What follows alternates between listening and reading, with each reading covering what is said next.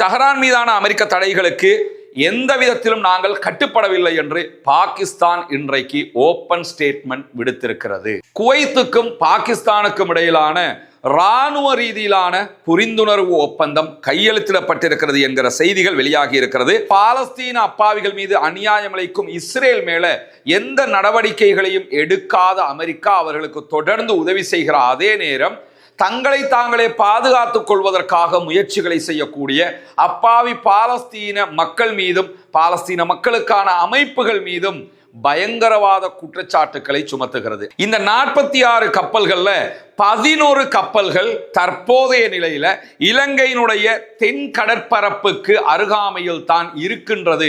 இன்றைய நாள் நேரடியாக ஈரானுக்கு விஜயம் மேற்கொண்டிருக்கிறார். ஈரானுடைய நாடாளுமன்ற சபாநாயகர் முகமது பாகர் கலீபாவோடு அவர் பேச்சுவார்த்தை நடத்துகிற புகைப்படம் இன்றைக்கு வெளியாகி இருக்கிறது.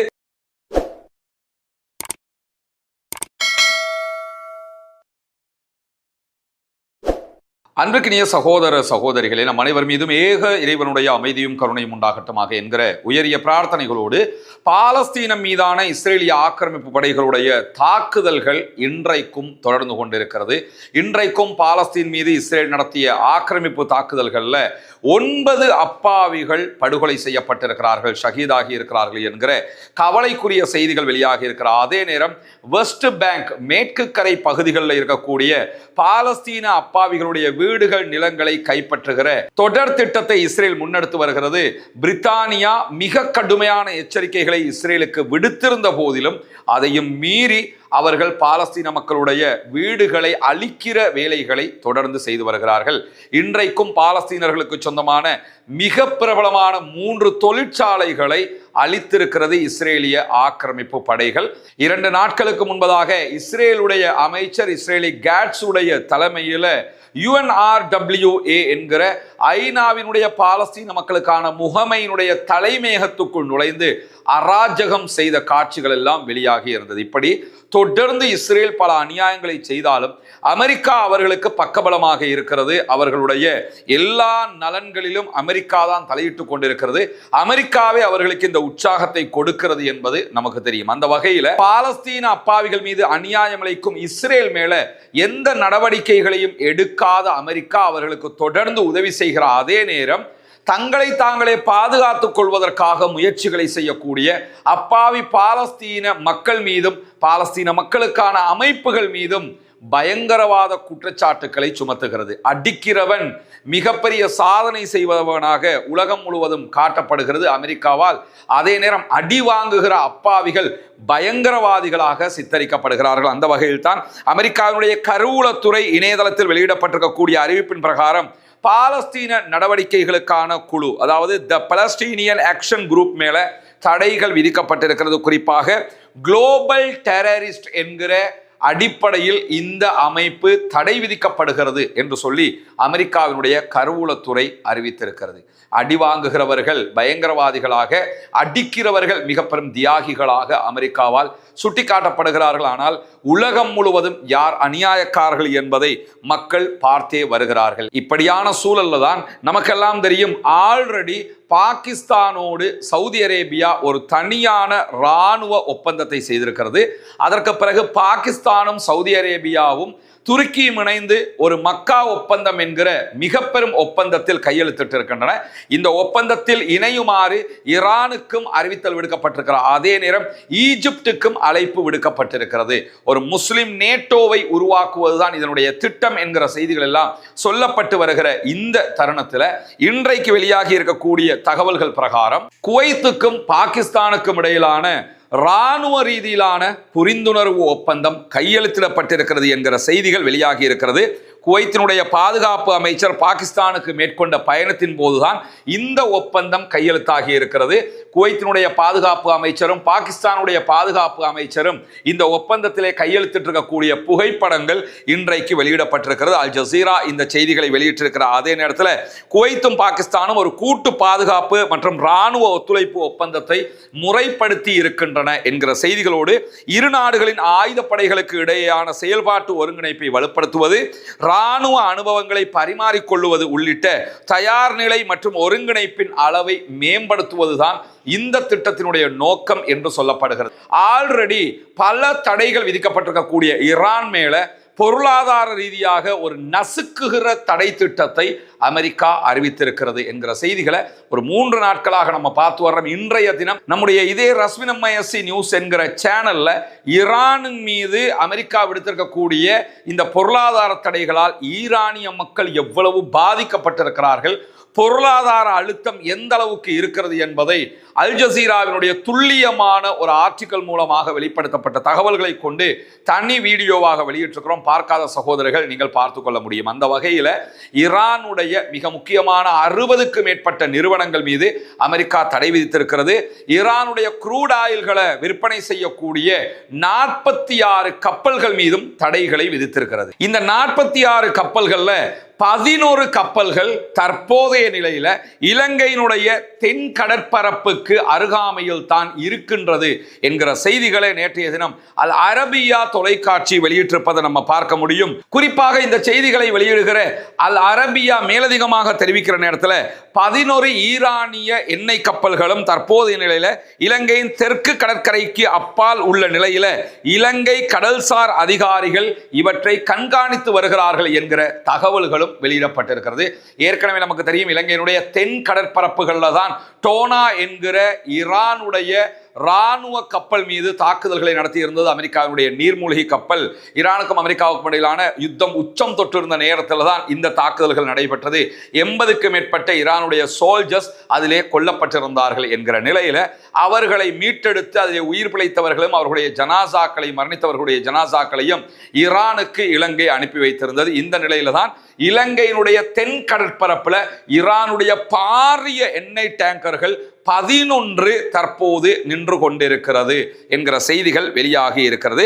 இப்படியான சூழல்கள்ல அமெரிக்காவினுடைய தடைகளையும் மீறி ஈரானுடைய கச்சா எண்ணெய் விநியோகம் தொடர்கிறது என்கிறார் ஈரானுடைய எண்ணெய் விவகார அமைச்சர் என்கிற செய்திகள் இன்றைக்கு வெளியாகி இருக்கிறது. ஈரானுக்கு சொந்தமான அரச செய்தி நிறுவனங்களில் ஒன்றாக இருக்கக்கூடிய IRIB வெளியிட்டிருக்கக்கூடிய செய்திகள் பிரகாரம் ஈரானுடைய துறைமுகங்கள் மற்றும் கப்பல்கள் மீதான அமெரிக்க தடைகளையும் மீறி ஈரானுடைய கச்சா எண்ணெய் உலக அளவில் விற்பனை தொடர்ந்து கொண்டிருக்கிறது. ஈரானுடைய பெட்ரோலிய அமைச்சர் மொஹ்சின் பக்னெஜாத் வெளியிட்டிருக்கக்கூடிய செய்திகளை மேற்கோள் காட்டியிருக்கிறது ஈரானுடைய அரச செய்தி நிறுவனம். இந்த நிலையில எதிரிகள் சாதகமாக பயன்படுத்துவார்கள் என்பதை தவிர்ப்பதற்காக எந்தெந்த பகுதியில் எப்படியான விற்பனை தொடர்கிறது என்கிற தகவல்களை குறித்த அமைச்சர் வெளியிட மறுத்திருக்கிறார். எனவே என்னதான் அமெரிக்கா ஈரானை பிளாக் பண்ணிக்கிட்டு நின்னாலும் அதை மீறி ஈரான் இந்த விற்பனையை தொடர்கிறது என்கிற செய்திகள் வெளியாகிற அதே நேரத்தில் தெஹ்ரான் மீதான அமெரிக்க தடைகளுக்கு எந்த விதத்திலும் நாங்கள் கட்டுப்படவில்லை என்று பாகிஸ்தான் இன்றைக்கு ஓபன் ஸ்டேட்மெண்ட் விடுத்திருக்கிறது. இன்றைய நாள் வியாழக்கிழமை இஸ்லாமாபாத்தில் செய்தியாளர்களிடம் பேசியிருக்கக்கூடிய பாகிஸ்தானுடைய வெளியுறவு அமைச்சக செய்தி தொடர்பாளர் தாகிர் இன்றைக்கு வெளியிட்டிருக்கக்கூடிய செய்திகள்ல தெஹ்ரான் மீதான வாஷிங்டனுடைய அமெரிக்காவினுடைய பொருளாதார தடைகள் ஒருதலை பட்சமான தடைகளாக இருக்கிறது. சர்வதேச சட்டங்களுக்கு இணங்குகிற தடைகளாக இதை நாங்கள் பார்க்கவில்லை. பிரச்சனைகள் பேச்சுவார்த்தை மூலமாக தீர்க்கப்பட வேண்டும் என்றும் பாகிஸ்தான் நம்புகிறது என்கிற செய்திகளை வெளிப்படையாகவே சொல்லி இருக்கிறாங்க. இப்படியான சூழல்ல தான் கத்தருடைய பிரதமர் ஷேக் முகமது இப்னு அப்துல் ரஹ்மான் இப்னு ஜாசிம் அல் தானி இன்றைய நாள் நேரடியாக ஈரானுக்கு விஜயம் மேற்கொண்டிருக்கிறார். ஈரானுடைய நாடாளுமன்ற சபாநாயகர் முகமது பாகர் ஹலீபாவோடு அவர் பேச்சுவார்த்தை நடத்துகிற புகைப்படம் இன்றைக்கு வெளியாகி இருக்கிறது. இதனைத் தொடர்ந்து ஈரானுடைய ஜனாதிபதி மசூத் பெசக்ஷியனோடு அவர் சந்திக்க இருக்கிறார் என்கிற செய்திகள் வெளியாகி இருக்கிறார். அதே நேரம் ஈரானுடைய ஃபாரின் மினிஸ்டர் அப்பாஸ் ஆராக்சியோடும் அவர் சந்திப்புகளை மேற்கொள்வார் என்கிற செய்திகளும் வெளியாகி இருக்கிறது. இந்த சூழல்ல தான் தெஹ்ரானுக்கான கத்தருடைய இந்த தொடர்புகள் மிக முக்கியமான ஒன்றாக பார்க்கப்படுகிறது. காரணம் என்னன்னு கேட்டா, வாஷிங்டனுக்கும் அமெரிக்காவுக்கும் ஈரானுக்கும் இடையிலான பேச்சுவார்த்தைகளில் திரைமறைவுக்கு பின்னால் மிக உச்சமாக செயல்படக்கூடிய ஒரு நாடாக கத்தர் தான் இருக்கிறது. ஆரம்பத்தில் பாகிஸ்தான் என்ன பேச்சுவார்த்தைகளை நடத்தி வந்தாலும் ஒரு MOU சைன் பண்ற அளவுக்கு ஈரானையும் அமெரிக்காவை நெருக்கத்துக்கு கொண்டு வந்ததே கத்தர் தான். மீண்டும் கத்தர் அதே பணியை ஆரம்பித்திருக்கிறது. அதே போன்றுதான் ஓமானுடைய ஃபாரின் மினிஸ்டராக செயல்படுகிற பத்ர் அல் புசைதி அவர்களும் செவ்வாய்க்கிழமை தெஹ்ரான்ல தன்னுடைய சகாவாக இருக்கிற ஈரானுடைய ஃபாரின் மினிஸ்டர் அப்பாஸ் அராக்சியை சந்தித்து பேச்சுவார்த்தைகளை நடத்தியிருந்தார். இப்படி ஓமானாக இருந்தாலும், பாகிஸ்தானாக இருந்தாலும், கத்தராக இருந்தாலும் எல்லா நாடுகளும் ஈரானை ஏதோ ஒரு வகையில் இந்த எம்ஓயுக்குள்ள கொண்டு வந்துடணும், அமெரிக்காவோட சமாதானத்துக்கு கொண்டு வந்துடணுங்கிறதுல முழு முயற்சியாக செயல்பட்டு வருகிறார்கள். இல்லாத பட்சத்தில் மீண்டும் மீண்டும் அரபு நாடுகள் அடி வாங்குங்கிறதுனால இந்த முயற்சிகள் மிக உக்கிரமாக நடைபெற்று வரக்கூடிய சூழல்ல தான் ஈரான் மீது அமெரிக்கா இஸ்ரேல் நடத்திய தாக்குதல்களில் மிக முக்கியமாக நடத்தப்பட்ட ஒரு தாக்குதல் தான் ஈரானுடைய கார்க் தீவினுடைய எண்ணெய் உள்கட்டமைப்புகள் மீதான தாக்குதலாக அறியப்பட்டிருந்தது. கார்க் தீவின் எண்ணெய் உள்கட்டமைப்பினுடைய நிலையை நேற்றைய தினம் ஈரானுடைய நாடாளுமன்றத்தின் துணை சபாநாயகராக செயல்படக்கூடிய அலி நிக்தாஸ் நேரடியாக சென்று ஆய்வு செய்திருக்கிறார். அரசுக்கு சொந்தமான தஸ்னிம் நியூஸ் ஏஜென்சி இந்த செய்திகளை வெளியிட்டிருக்கிறது. தெற்கு ஈரானுடைய கடற்கரைக்கு அப்பால் அமைந்திருக்கக்கூடிய கார்க் தீவு தான் ஈரானுடைய எண்ணெய் ஏற்றுமதியில 90% கையாளக்கூடிய இடமாக இருக்கிறது. இதுதான் கார்க் தீவு. ஈரானுடைய ஒரு தனித்தீவாக பார்க்கப்படுகிறது. இதை நேரடியாக தரைப்படையை இறக்கி கைப்பற்றுவதற்கு அமெரிக்கா ட்ரை பண்ணினாலும் அதுவும் தோல்வியில் முடிந்துவிட்டது. அதை அவங்க செய்யறதுக்கு போகவே இல்லை. என்னன்னா அது செய்ய முடியாது என்பதால் இந்த தீவை கைப்பற்றினாலே ஈரானுடைய முழு பொருளாதாரத்தையும் கைப்பற்றினதாக மாறிவிடும். அந்த அளவுக்கு 90% எண்ணெய் பொருட்கள் ஏற்றுமதி இங்க இருந்துதான் ஈரான் செய்து கொண்டிருக்கிறது. ஒரு நாளைக்கு சராசரியாக 1.5 மில்லியன் பீப்பாய்கள் இங்கு ஏற்றுமதி செய்யப்படுகிறது. 15 லட்சம் க்ரூட் ஆயில் பேரல்கள் அவங்க ஏற்றுமதி பண்ணுவாங்க.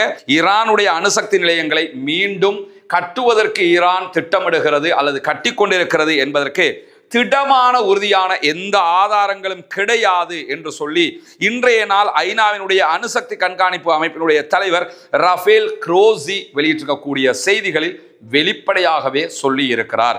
குறிப்பாக ஈரானிடத்தில் சுமார் 440 கிலோகிராம் 972 பவுண்டுகள் செறிவூட்டப்பட்ட யுரேனியம் இருப்பதாக சொல்லப்படுகிறது. இந்த செறிவூட்டப்பட்ட யுரேனியத்தில் இருந்து கிட்டத்தட்ட 9 தொடக்கம் 10 அணுகுண்டுகளை ஈரானால் தயாரிக்க முடியும் என்கிற நிலையில கடந்த ஆண்டு 12 நாள் வார்லையே ஈரானுடைய அணுமின் நிலையங்கள் மீது போடப்பட்ட குண்டுகள்ல இந்த செறிவூட்டப்பட்ட யுரேனியம் எந்த இடத்துல இருந்ததோ அதே இடத்துல தான் இருக்குது. அதனால யாரும் அதை வெளியே எடுக்கல. எனவே அதை பற்றி அச்சம் கொள்வதற்கு எந்த தேவையும் கிடையாது. கணிசமான சேதங்களை அவர்களுடைய அணுமின் நிலையங்கள் சந்தித்திருக்கின்றன.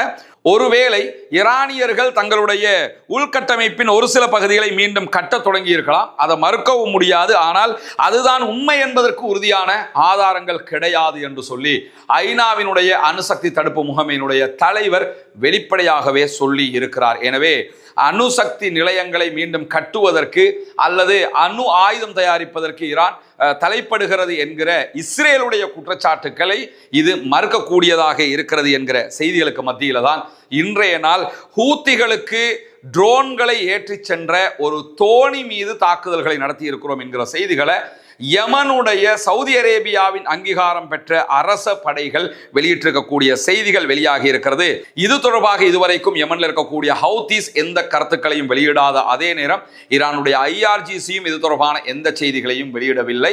எனவே இதை கைப்பற்றியதாக சொல்லக்கூடியவர்களும் இதுவரைக்கும் இது தொடர்பான எந்த புகைப்படங்களையோ வீடியோக்களையோ வெளியிடவில்லை. சில நேரங்களில் அவர்கள் அதை இதற்கு பிறகு வெளியிடுவதற்கான வாய்ப்புகளும் இருக்கிறது என்கிற நிலையில தான் ஹவுதீஸ் தொடர்ந்தும் செங்கடல்ல பாபல் மந்தபை தாண்ட முயற்சிக்கிற சவுதி அரேபியாவுடைய கப்பல்கள் மீது தாக்குதல்களை நடத்தி வருகிறார்கள்.